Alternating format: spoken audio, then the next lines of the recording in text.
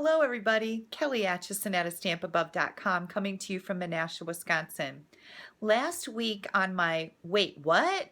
Wednesday tip video, I showed you some storage solutions that I use in my stamping studio. I showed you how I stored my stamps, and I also showed you how I store my ribbon. So today I'm going to continue on with how I store my cardstock.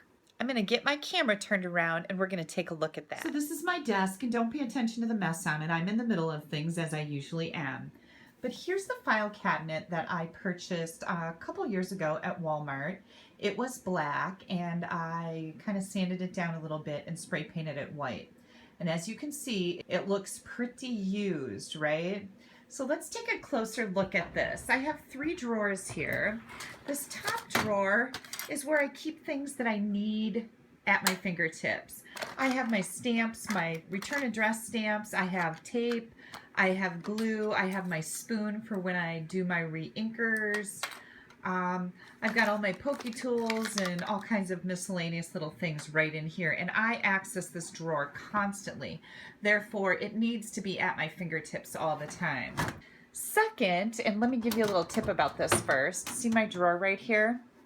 Yeah. If I had this to do over again, and I probably will be getting some new file cabinets soon, I would have spent a little bit more money and got a better quality file cabinet. I was pulling this open and closing it all the time right here instead of using the handle, and this happened. So it kind of cracked right here, and then the drawer broke. So when I pull it out, it clunks down. You can see that it's crooked and, oh my Lord. Yeah, so I'm gonna have to get a new file cabinet, but it's still functional. Here's what I have in here. I put all of my cardstock in order according to our color families. This works best for me. So I've got all of our Regals here in the front, my vanilla and my white cardstock, and then I get into my Bold Brights. So the rest of these are Bold Brights and they're all in alphabetical order. And then in the back of my drawer comes all of our specialty papers. So that's what I have in drawer number 1. Drawer number 2 has all of our in colors. Both years of in colors are in here. Then the soft subtles, and we go all the way back here to the rich regals. And again, they're all in alphabetical order. Well, the subtles aren't, or the in colors aren't, but the rest of them are in alphabetical order. And I've heard a lot of people talk about how they store their scraps. They put them in a bin, and I used to do that, but that doesn't work very well for me because when I am telling you guys what I'm making, if I grab a scrap from someplace, I need to know that it is the color that I'm telling you it is. So some of our colors can be very similar, and I just found it much more easy to keep my scraps right in the front of my file folders. So this is Peekaboo Peach. These are all my scraps, and here's my pack of cardstock that I've just slit the top off of. Again, we've got scraps in here of Sweet Sugar Plum and my cardstock. So that's where I keep my scraps. And you know, I guess my question would be, why wouldn't I keep them right here? Who wants to go grab someplace else for them and try and decipher whether it's really Calypso Coral or Watermelon Wonder? This works super good for me. Except for when you put the wrong color in someplace, like that one. That doesn't happen too often. But that's how I keep my cardstock. Then I wanted to also show you some ideas for your paper stacks. Let me see if I can get the glare off of here.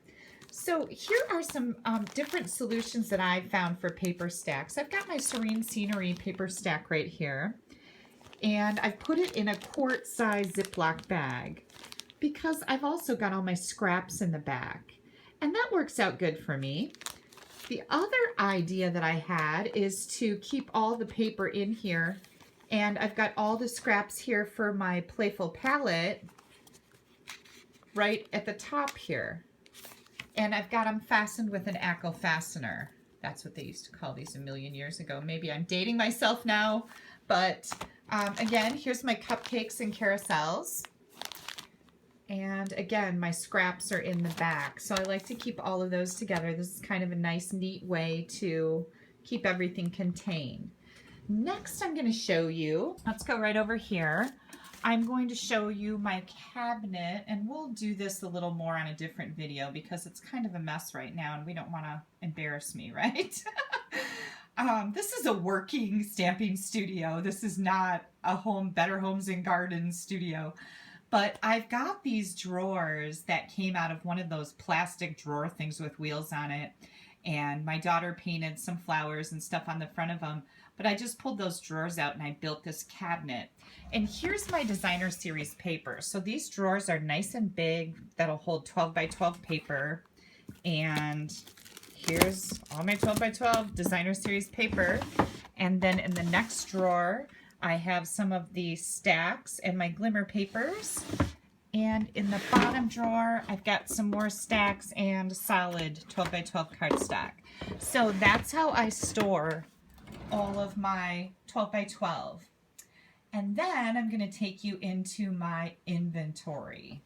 This is my little closet. And I'll give you a full tour of my room maybe at some point when we're done. But this is the inventory, all my unopened packs of 8.5 by 11 cardstock. And this is how I keep it.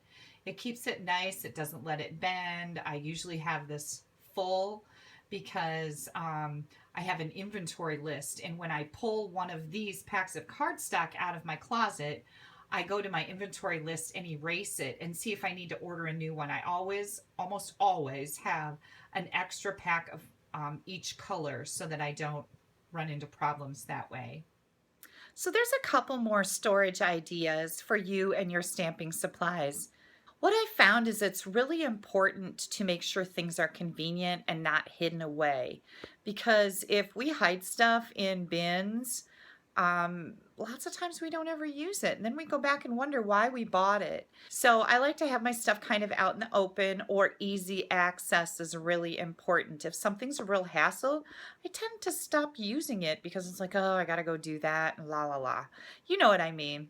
So there you go. There's my cardstock and designer series paper storage solutions.